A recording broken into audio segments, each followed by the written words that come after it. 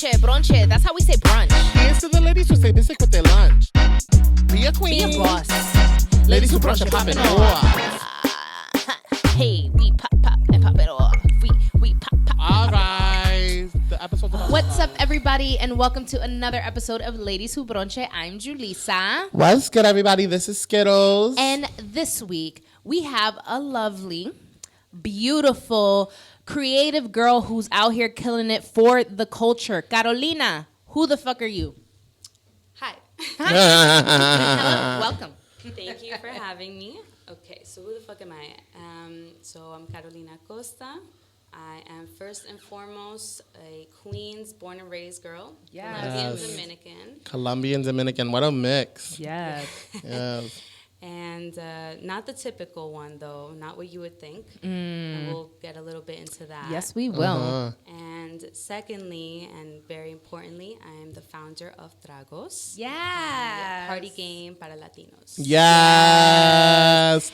Which our listeners are very, at this point, familiar with Tragos because we have been playing a round of Tragos with every guest this season. Yes. So it has definitely been something that has brought all of us together this season. And we did a little preview at our 2-year anniversary party during our panel. And I think what I love most about the game is the fact that, like, first of all, it doesn't try to do too much in terms of what kind of drinking game it is. It's very straightforward. You can totally get hammered and still be able to follow instructions, which is very important for a drinking game. But just honestly, like, we play with the Mi Tierra deck. So we really get some of the things that come up there. It's just like, it's almost like there's that moment of pulling the card and you're like nervous because you're like, oh, what thing is it gonna be this time?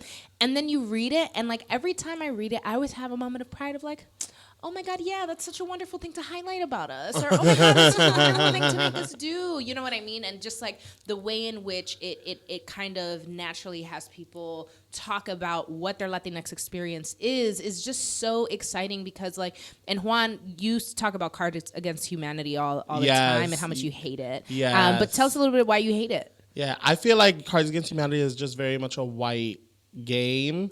And I've only experienced it in those mediums of like being at like a white college party. So like it's just never something that I really took to. And I know that Cards Against Humanity isn't necessarily a drinking game, but I always kind of like associated it with that because Cards Against Humanity was supposed to be like this party card game. And so to have one that was for us, I think one of my favorite things cards that has come up several times for us was like if your last name ends with ES, easy, or like that like combination of things you have to drink, or like when it's like if your name is a Juan Miguel or this like because I get caught in those, like, because I am a Juan. Right, absolutely. And so, like, I think it's, like, you know, not only is it, I think, great timing for a game like this, I think that we've always wanted it. Like, we've always wanted to find ways. And naturally, I think, like, in parties, like, some of the themes that come out in these cards are conversations that we have organically anyway. So I'd love to hear a little bit about your inspiration behind even making this drinking game. Yeah, of course. So I love that you guys love the game. Yes. Because it's a game that came out of a desire that I had literally just for myself. I grew up in a very diverse neighborhood, and it was very Latino when you compare it to other places in New York. But, you know, growing up, learning English right away, you took to the American culture to fit in, especially once you get to college. You just want to be successful. And growing up, you know, you're told you gotta like kind of hide your hood or be well read. So I read a lot of books growing up. I like took to my vocabulary. It's like hardcore SAT girl. I was like such a nerd. And when I went to South America for the first time, I fell in love because I was like, what the hell? This is my culture. Like, what have I been missing?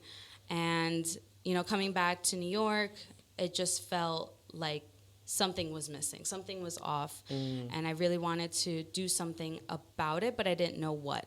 The only thing I had in my head was, okay, I want to go back to South America. I got to go live there. I got to do something with that. And that's when I had a friend that, we were doing projects together. He was in marketing, I was doing graphic design, and we were both freelancers. We'd always bounce ideas off of each other, and he came to me with the idea of a culture game. And he's like, I want to do it for Asians. I'm like, oh, that's an amazing idea, but we got to do it for Latinos. And so we were going back and forth, like, which one should we do first? And so he's like, no, I have an idea for, how to market it. Let me do it for Asians and see how it works out.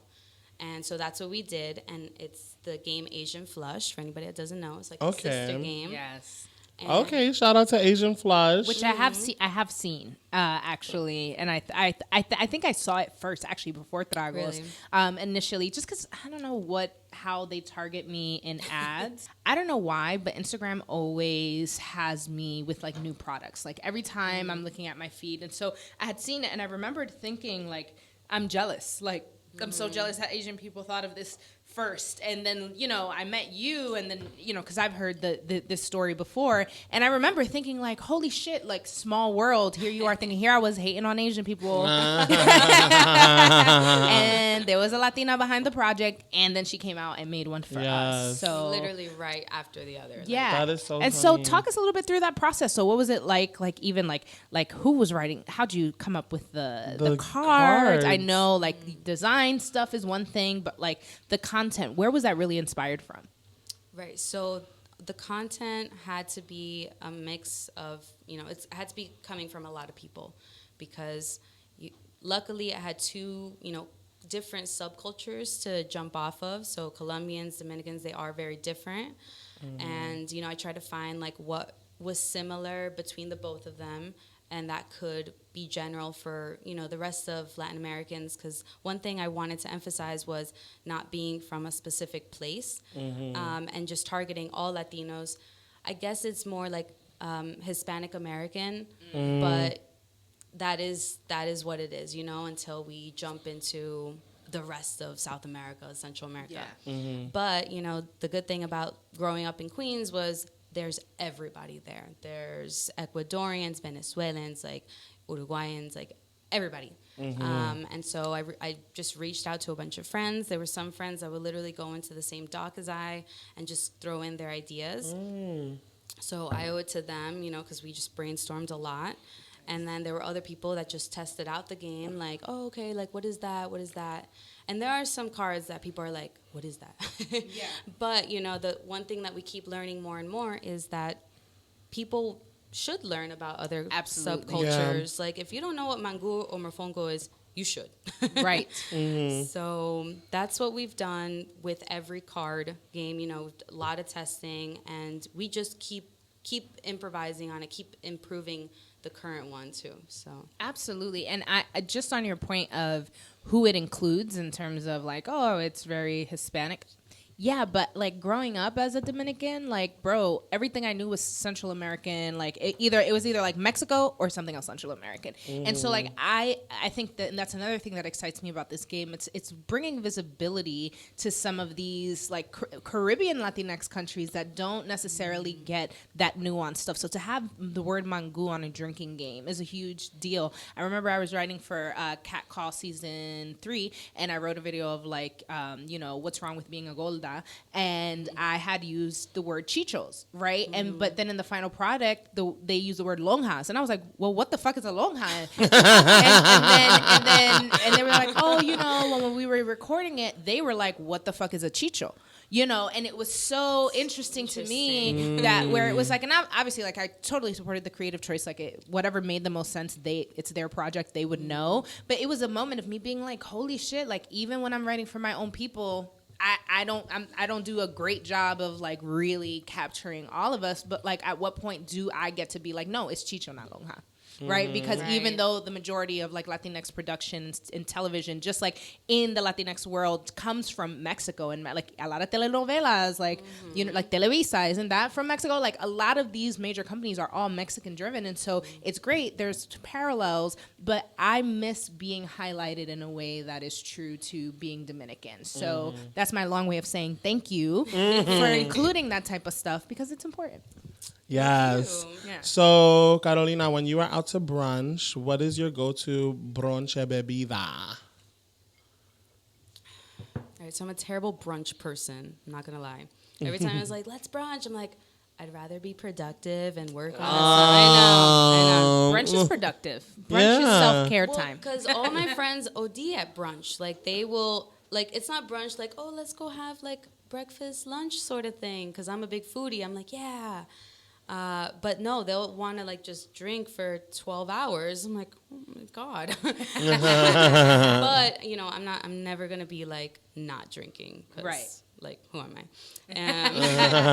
So for brunch, I will do mimosas because whatever. I love breakfast and, you know, it's orange juice. But if I had to choose, I would be drinking margaritas. I like a good breakfast margarita. Which I was gonna say, which is a thing. There was Yeah. R.I.P. to Limon Jungle, which was a spot that Skittles always went to, but the Yeah? margaritas was on the Unlimited. Yes, Yeah. Oh my the margaritas were on God. the limit. It was so lit. There's actually a Lime Jungle too in Chelsea. It's a smaller spot, same menu.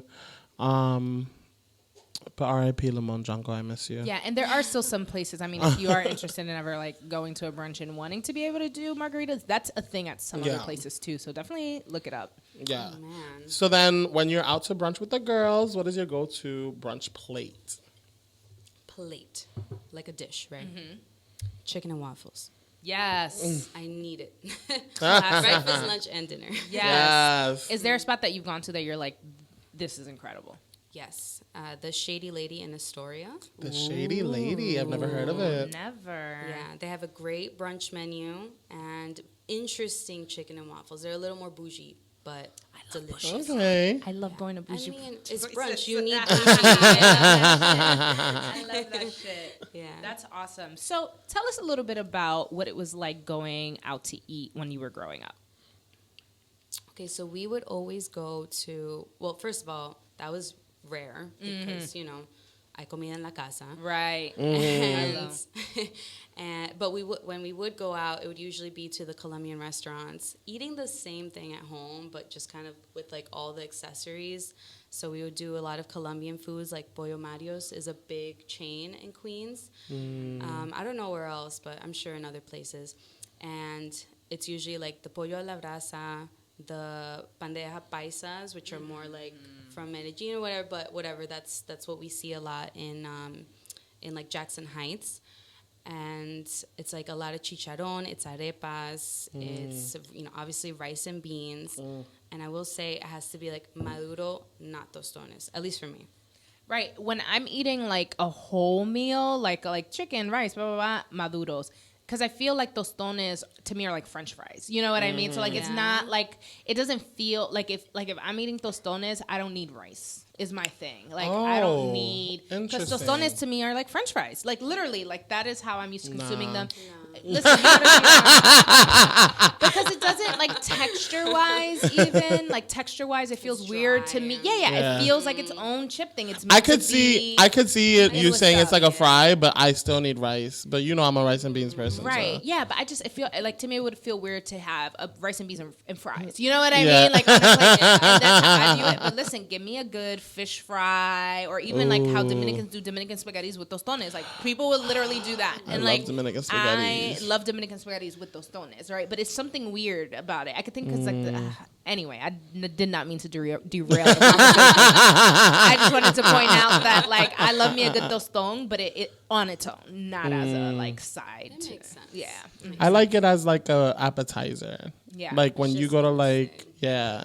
With I like love a that stuff. ropa vieja or like a shrimp or whatever. Yes, like when they do like the seafood shit and they put it on Yes. top of it. So what are the Dominican? So you guys went out to mostly Colombian restaurants. Did you guys ever really dabble in Dominican restaurants? Right. So I grew up mostly with my mom, and I would visit my dad in the summer, and that would be in Orlando, and we would.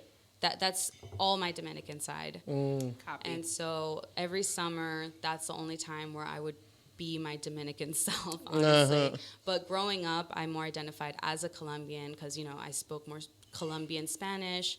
And, you know, growing up with my cousins, you spoke English. So, like, you wouldn't really the only like Dominican part of me would really be what my grandma cooked. And then that varied too. Like, I never liked the sweet beans. What are the habichuela dulce? Oh, habichuela con dulce, me either. I don't like it. No, I don't like it either. And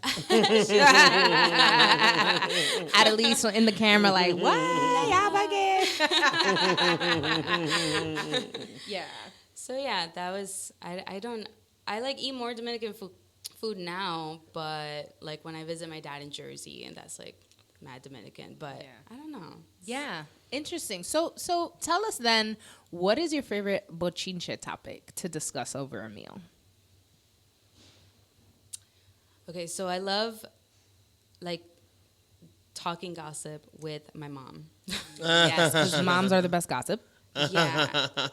And so when we talk, I love giving her bochinche because her reactions are the best.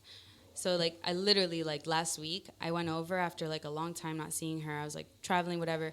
And I come over, and I was like, so this person died. And she's like, no. No te puedo creer. Oh, my God. And I'm just like, and there's more. And so I just kept giving her all this gossip, this primo this tia that. And she was like, and just bugging out. I loved it. Yeah. I did that too. I think, like, and Skittles, I want you to talk about because you stayed gossiping with your mother. Oh. But I will say that I share that experience with you of, like, liking to bring it to your mom because my mom, like, different generations. My mom's very conservative, Christian, blah, blah, blah, and I'm very the opposite, right? Mm-hmm. But we both have really good hearts, but we also have very strong opinions about other people in their lives and how they're handling it, but don't try to tell us about ourselves. So, like, when I be telling her, she'll be like, ay, no, pero bueno, Dios el que sabe. She starts going into these, like, sermons and praying. Like, she'll talk all this shit and then be like, pero tú sabes, Dios el que sabe. So, you know what I mean? So she, like, puts it back in the hands of God after she done talked all this shit. And Skittles and his mom be spilling tea all the time. Me and my mom knows, like, all of my business and then and a lot of my friends' business too. No, call it out all. No. Let me be the one to call it out because I know his mother knows everything that she could know about him. Yes. Then they would know about me. If it's something that he wouldn't share about himself, then he doesn't, like, spread it with mommy. Exactly.